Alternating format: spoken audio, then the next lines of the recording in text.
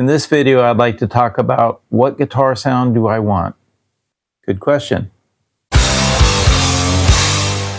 Well, I have an easy solution. Let's say maybe you have acoustic guitar and you're wondering, should I use the direct out from the guitar or should I mic it? I got the solution. How about we do both? How about we mic it and use the direct out and blend to taste? Here's a little example of a little song that is being worked on, and it's in the demo stage, kind of what we would call scratch tracks, right? We got a little vocal on it, just so we know what we're doing, a little drum machine going on, an acoustic guitar, and the artist is just singing and playing and trying to get through the whole song. So let's see what we got. I knew it was complicated. What can I say? You broke my heart, but you're on my mind every day. And so I drove past your house and roll the windows down. I miss those blue eyes, think about them all the time. What I wouldn't give. So we can hear right there that the guitar kind of drops out, right?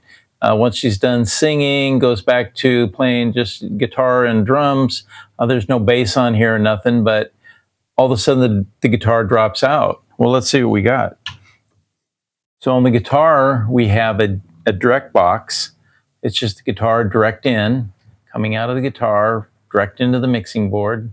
Let's hear that.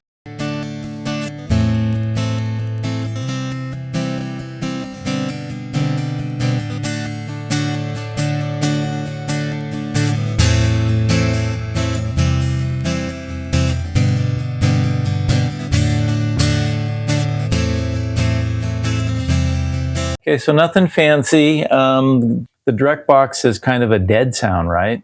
You're not getting the tone of the guitar or the wood. You're not really hearing all that. So what can we do? How about we add microphones? Microphones add life to guitars.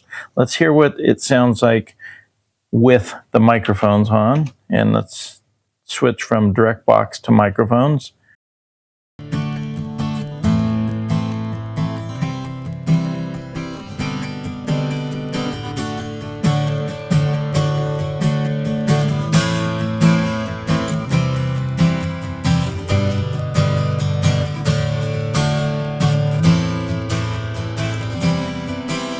So as you can hear, by having the microphones, in this case there's two microphones, it adds a little fullness, and it also kind of gives a width to the guitars. It gives a wideness to the sound. With this setup here, we got one mic panned hard right and another one panned hard left, and that combination makes it kind of spread out over the speakers. Now I bet you guess what we're going to do now. If we add the direct guitar sound with the microphones, what do we get?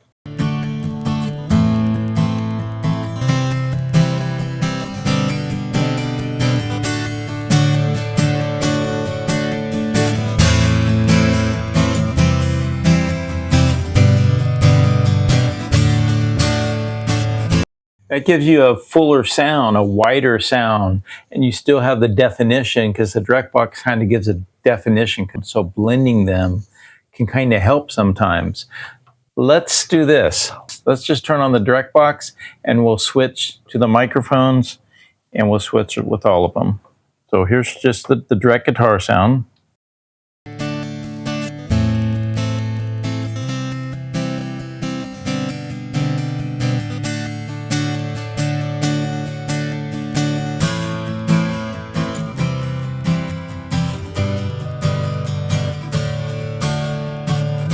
So let's go back and one more time, let's hear what we had originally.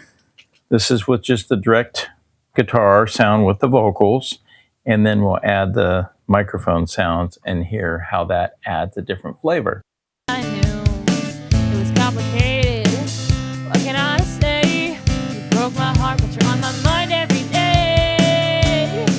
And so I drive past your house and roll the windows down.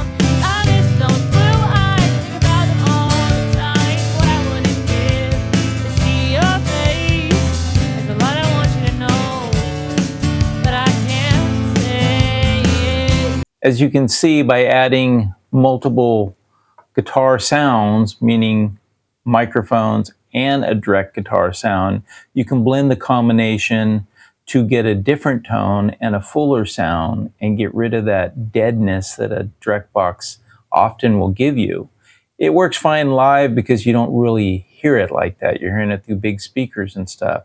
But when you're recording, a direct box can sound really dead sounding, and a microphone can give it a little life, a little acoustic space, a little reverb around the guitar, if you will. It just kind of gives it a different character. So if you got a mic, give it a shot with a direct sound and see what you come up with. If you got a couple mics, even better. Play around with the balance of them and see if you can come up with a combination that works for your song and for what you're working on. Thanks for watching, and we'll see you next time.